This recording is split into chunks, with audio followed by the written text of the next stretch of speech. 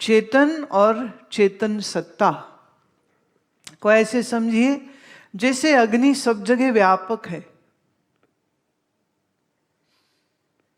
इस मेज में, इस शरीर में अग्नि है, पर आप आपके शरीर से अंधेरे कमरे में बैठ जाएं तो वो रोशन थोड़ी हो जाएगा। तो इसे हम कहते हैं समान अग्नि। और जो वो दिया सिलाई या लाइटर से जो आपने जलाया वो हो गई विशेष अग्नि। तो अंधकार दूर किससे होगा? समान अग्नि से कि विशेष अग्नि से? विशेष से। ऐसे ही एक हो गई समान सत्ता। सत्ता मतलब एग्जिस्टेंस, अस्तित्व, टू बी, टू एग्जिस्ट, यह है समान सत्ता। तो ब्रह्म का अस्थि रूप तो व्यापक है, चेतन सत्ता व्यापक है, पर इसी चेतन का विशेष रूप क्या है? जब यही चेतन सत्ता अंतःकरण में प्रतिबिंबित हुई तो इस प्रतिबिंब में एक विशेषता आ गई।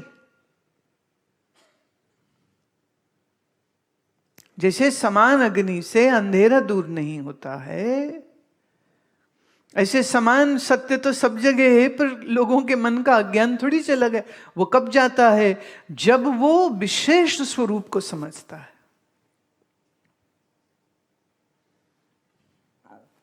अस्थि व्यापक है, पर वह अस्थि सत्य रूप से मैं ही हूं,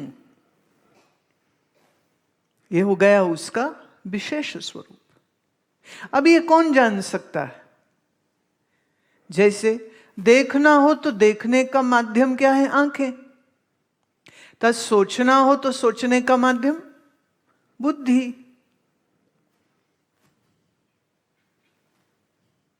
तो ये रिफ्लेक्शन बुद्धि में होगा, जड़ वस्तु में नहीं हो सकता।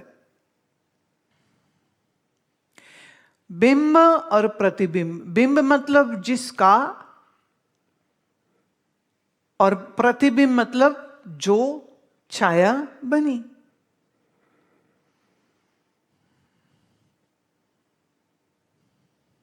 अब प्रतिबिंब के लिए सरफेस रिफ्लेक्टेबल होना चाहिए। जैसे मैंने उदाहरण लिया था कि ये शीशे की जो बैक साइड है, इसमें रिफ्लेक्शन आपका नहीं बनेगा। क्यों? इसकी सत्ता रिफ्लेक्टेबल नहीं है, पर इसमें है।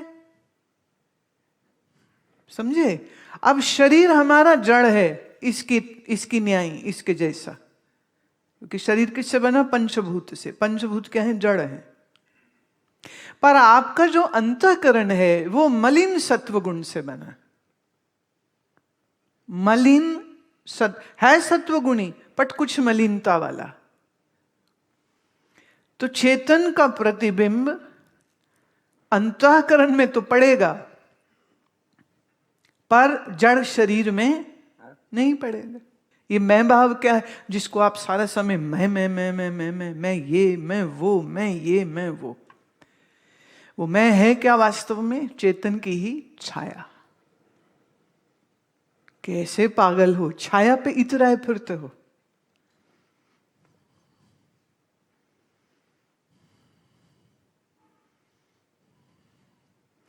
इस चेतन की छाया को ही हम चिद आभास भी कहते। चिद माने चेतन, आभास माने रिफ्लेक्टेड, चिदाभास।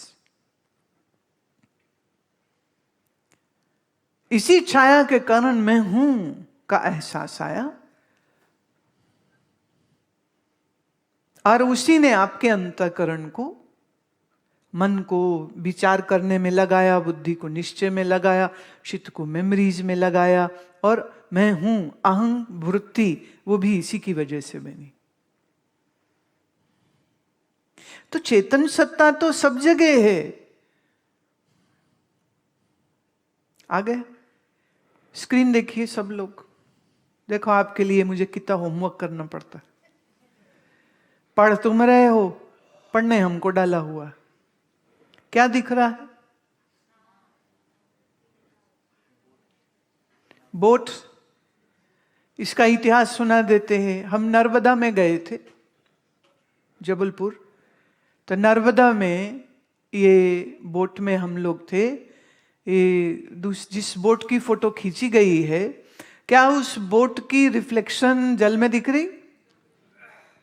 पीछे पहाड़ की रिफ्लेक्शन दिख रही? तो जैसा बिंब होगा वैसे ही प्रतिबिंब होगा ना। कश्ती में जितने लोग बैठे हैं वो भी हैं, बट सब उल्टे दिख रहे हैं।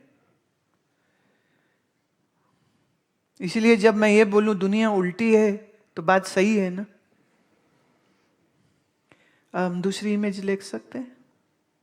अब क्या दिख रहा है?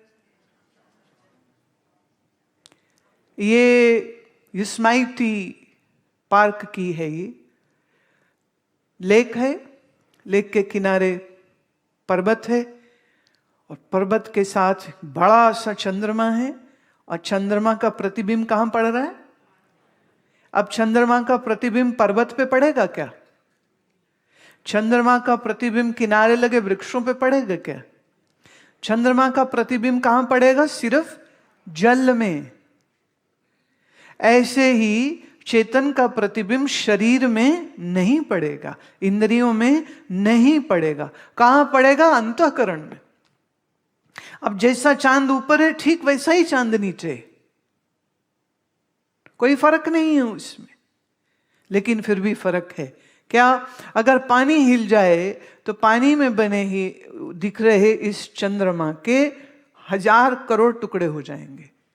पर जब 1000 टुकड़े हो जाएंगे तो क्या असली चांद के भी 1000 टुकड़े हो जाएंगे?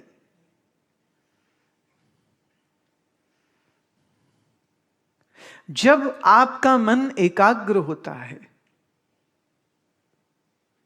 तब इस एकाग्र हुए मन में चेतन का आभास और स्पष्ट हो जाता है। पर जब आपके मन में हजारों लाखों विचार वृत्तियां चलती रहती हैं, तब चेतन का आभास तो पड़ रहा है लेकिन आपका मन उसका अनुभव नहीं कर पाएगा। इसलिए ज्ञान की पहली शर्त क्या है? तुम्हारा मन एकाग्र होना चाहिए। हम कह सकते हैं जिसके मन में संसार की आसक्ति है, राग है, वो ज्ञान का अधिकारी है क्या? भारत की सरकार भी 62 की उम्र में रिटायर कर देती। बेटे घर बैठो, अब काम धाम छोड़ो। कई रिटायर होने के बाद भी फिर नई नौकरी ढूंढ लेते हैं, क्योंकि आदत नहीं है, बैठने की आदत नहीं है, जीवन को संवारने की आदत नहीं, जीवन को बिगाड़ने की आदत है।